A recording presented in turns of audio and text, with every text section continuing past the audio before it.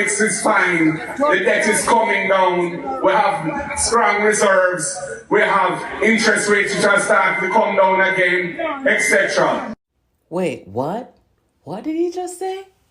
Did he just give Jamaica a thumbs up for doing well macroeconomically, for bringing down the debt? All these things? Did he just really say that? I'm disappointed in Mark Golding, honestly. Hello, JPU family. Welcome to another episode. I'm sure that you guys are also shocked by what you've just heard, because I've been waiting, just like many of you, to hear from Mark Golding why Jamaicans should elect him the next Prime Minister of Jamaica. And listen to what he just said. He said, listen, the country is doing well. Macroeconomically, we're doing well.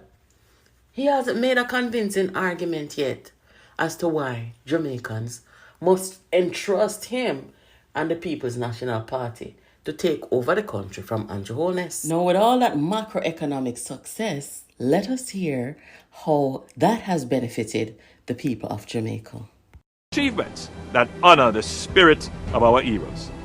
Our economy is the strongest it has been since independence. We have halved our debt in the past 10 years. Unemployment is at historic lows. Our reserves are at record high levels. We are bringing inflation down, and we are taking the steps to reduce the cost of living to make life easier for all Jamaicans. We are investing the dividends from our strong economic management into improving the lives of our people. We are investing in the things that matter. From the old courthouse in Morat Bay to this modern courthouse in the Morat Bay Urban Center, we are fulfilling the vision of Paul Bogle for a just and prosperous society. The Morat Bay Urban Center, now under construction, stands as a beacon of transformation. Along with major infrastructure projects, it represents a bright future for St. Thomas and Jamaica as a whole. The development reflects our government's commitment to building a prosperous and equitable society where every Jamaican, no matter their background, has the access to the opportunities to fulfill their dreams and aspirations. Hundreds of Jamaicans have been lifted out of poverty with houses built for the most vulnerable. 100 new buses have been added to the JUTC fleet, and another 100 is coming very soon. The NSWMA recently received 50 new garbage trucks, and hundreds of NSWMA workers are now permanently employed in their positions. Those whose hopes were impacted by Hurricane Beryl are receiving cash grants of up to 400,000 Jamaican dollars to effect repairs. Water is being delivered across Jamaica to communities that have been waiting for decades, with the latest project being in Shetwood in South St. James, where I recently opened that project. We have commenced the Spark program, the most comprehensive program for road repairs ever in Jamaica. $45 billion allocated from our budget. Very soon, you will start to see roads being repaired in your community. Now, we are looking after our pensioners as well. We introduced the new social pension program.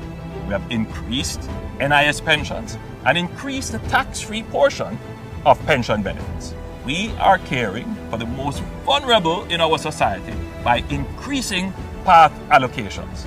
We are providing opportunities for more Jamaicans to uplift themselves by acquiring skills through Heart Trust, free of charge. We have also removed the guarantor requirement for student loans. The significant investments we have made in our national security are paying off. Crime is now at the lowest level in 24 years, and murders are down by 19% for 9 consecutive years. We have introduced no new taxes, giving businesses and individuals confidence to invest. In fact, we are now giving back to taxpayers earning less than $3 million with the first ever reverse tax credit of $20,000. When has that ever happened in Jamaica? Yeah, guys, so the Prime Minister, who the PNP has been trying to paint as dishonest, corrupt, and thief, that's what he and his administration has been doing with your tax dollar. Guys, I am really shocked. Like, how them thief from Jamaica can go on with so much niceness, eh? Anyway, we're not going to give too much credence to that because we know that that's absolutely ridiculous. Now back to the question. Why should Jamaica change government if they are doing so well? And especially when the alternative party is so unstable, they lack ideas, they keep doing things that is only detrimental to themselves. All these self-inflicting political injuries that they have sustained over the last years, actually, at the leadership of Mark Golding.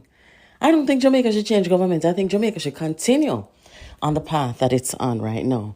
And I think somebody needs to advise the PNP to go and fix their party, unite their party, stabilize their political party, and then they can come back to the people. But as of right now, I would say Jamaica, press gas. Press gas with the current administration and what they're doing. If Jamaica people change government now, if you have a political organization that is unstable, that is not united, that lacks basic skills, I mean, what kind of government and what kind of country do you think Jamaica will have? The same way how they run their political party and movement, the decisions, the poor decisions that they made, you know, like bringing cartel on stage and all that kind of thing. These are the poor decisions that they would make for Jamaica. And then by the end of it, what would we have? We would have a country that is unstable, a country that is probably going to go into some financial problems. And once they're there, you can't move them. Once they are elected, you have to wait on an election to move them. You know? So think about it. This is the future of our country. This is the future of our kids and our grandkids in Jamaica. So we know, as the vanguards of righteousness, we have to do what is right by the people. We can't just come and do like them people here in a PNP and make any old decision. For example, make the decision to put Mark Gold in there. That is a very poor decision, as we can see. Right? So we cannot make no decision for the country that is going to set it back 20 years, 30 years, 40 years. No, we are not going back. And we have come way too far. Leave the government there. Make them stay. If Andrew Holness, like I have said here before, get up tomorrow morning and decide, you know what? I don't want to be Prime Minister anymore. I am sure that the Jamaica Labour Party would find a leader to put there who will continue the work. So whoever they put there is fine with me. But Jamaica people, I am telling you now, be very careful. Do not turn back the clock on our national development. That is only detrimental to the people. Right? It won't be detrimental to Mark Golding, who said him done making money already. Because why? Jamaica has been so great for him. Right? He has prospered in Jamaica to have already made his money. And he say him is a privileged son of the soil. So Jamaica has been good for him, you know. Make no mistake about that. Jamaica has been wonderful for Mark Golding. He has become so successful in Jamaica. Right? So if the clock turned back on the masses, it probably won't affect him much. You know what I mean? No, it is not about him. It is not about Peter Bunting. They want it to be about them because they are the ones who will risk it all. The macroeconomics is fine. The debt is coming down. We have strong reserves.